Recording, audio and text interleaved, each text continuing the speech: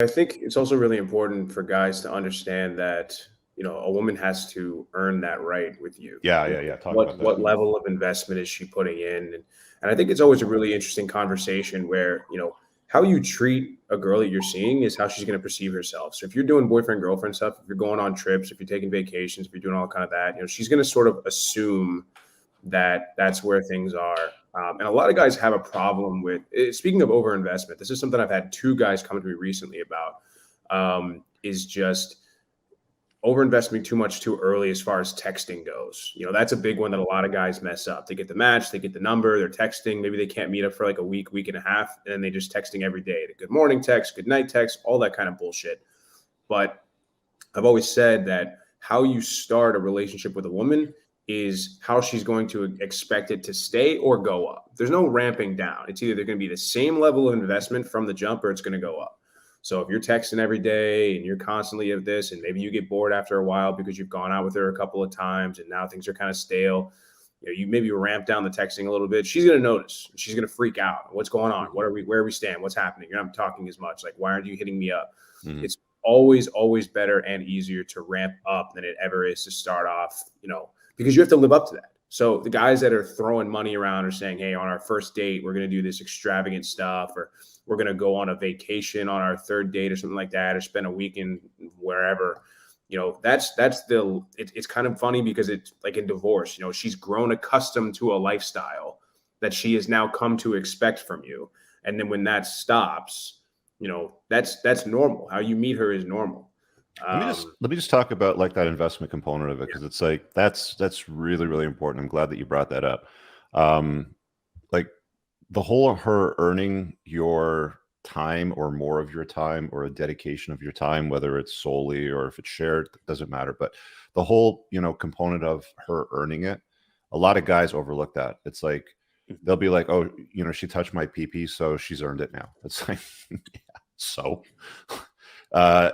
did you get sick? Did she look after you? Can you hand her a dry cleaning receipt and say, pick this up for me when you're out today? I'm on a business forum meeting for the next 4 hours. So when you come over on this day of the week, do me a solid, can you pick up dinner and make it for us? Sort of thing. Like, has she earned it? Right? Has she invested into the relationship? Because women fall in love with men when they're doing things for them. It's not the other way around, right? Like a lot of guys think, oh, if I take her out to a nice restaurant, then she's going to fall in love with me. It's like, she's going to eat nicely. She's going to get a great pic for her Instagram stories. But did she really fall in love with you? Like, did she? Another thing too is I always go back to the availability standpoint. So normally I'm pretty busy. I don't rearrange my schedule to accommodate women. I leave blocks in my schedule to where maybe they're miscellaneous blocks or creative blocks or whatever, and then a woman could potentially fall into that. So usually at 8 p.m. I'll play guitar for an hour, and then I'll cook dinner, I'll eat, I'll unwind, and I'll go to bed. So usually 8 p.m. onward, I'm open for women to come over. I still do those same activities. I'll just have a +1. And I've noticed that really women will kind of pick what place they're at in your life. And a lot of guys don't know this too. I've said on this channel before, people always flip out in the comments, but they're just not living in reality. Women have rosters too. They have multiple options. That doesn't mean she's sleeping with every guy on the roster, but she has her lineup. She has guys she can go to for certain things.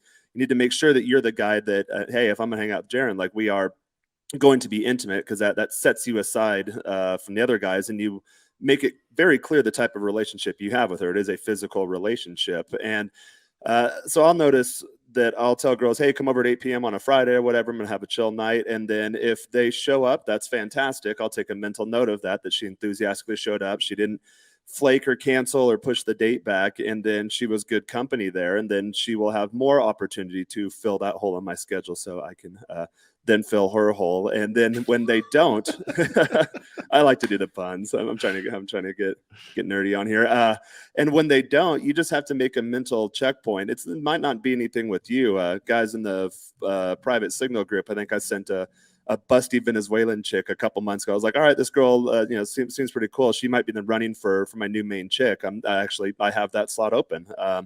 And in the last couple weekends, oh, I'm going to come to town. And then, okay, Friday to Sunday. And I left the weekend open and planned a bunch of cool stuff that I think we'd both enjoy. And she flaked 2 weekends in a row. So I just send her my standard, hey, let me know when you're already in town and you're actually free in the moment. And if I happen to also be free, you can come over and we can see each other real quick. Guys that know anything about girls, they know exactly what that means. And I've demoted her from potential MLTR category to just any other girl, you know. Yeah.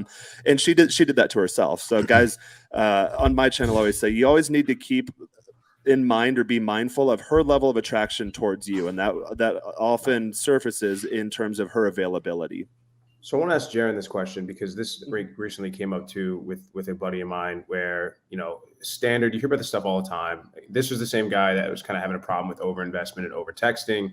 They had hung out. They were spending a lot of time together. She ghosts him. She goes cold over an entire weekend. He texts, he calls, nothing. A couple of days go by. I think they had plans or something like that. And she just bailed. I don't know if she stood him up or just bailed or whatever, but a couple of days later, she comes back. He's like, "Oh my God, I'm so sorry. My mom was in town. I just was so busy." And, so I was kind of giving him like, "Hey, like you need to demote this chick. Like she needs to kind of earn this back." But, is there any coming back from that? Like, is there any coming back from once she's, and maybe it depends on the aggression and the boundary that she crossed. But, it's like, look, if you run into that, or she cancels a date, or she does something like that, at what point and how much are you putting her through the ringer before you're like, all right, like you're going to get another shot? That is a really good question. I think obviously she'll be demoted a bit. She'll have to go a step back. And I actually had this happen once in San Diego. I was dating a new girl.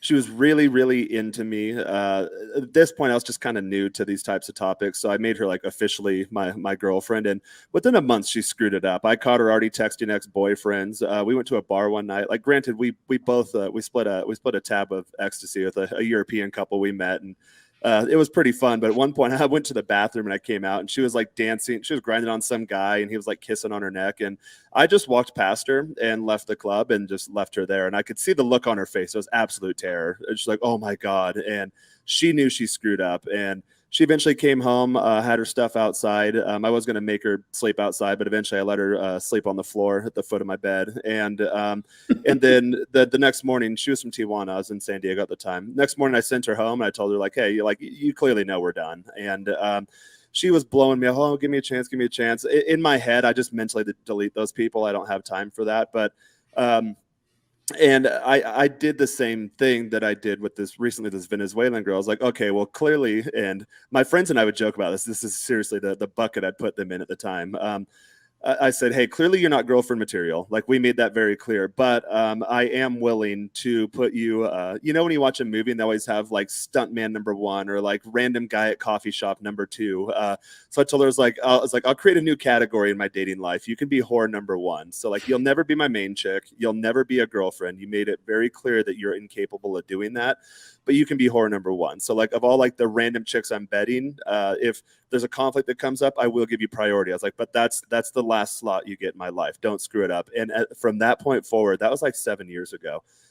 She's coming here in a couple weeks. She has been just 100% just on point with me. I don't expect her to be monogamous because I'm not in San Diego anymore, but she understands the don't poison the well concept. I've never had any issues with her. And when she comes down, she rubs my feet and my back and cooks and cleans, and she helps me with a lot of my creative stuff. Guys that collaborate with me in my professional life or creative endeavors, they've probably met her before.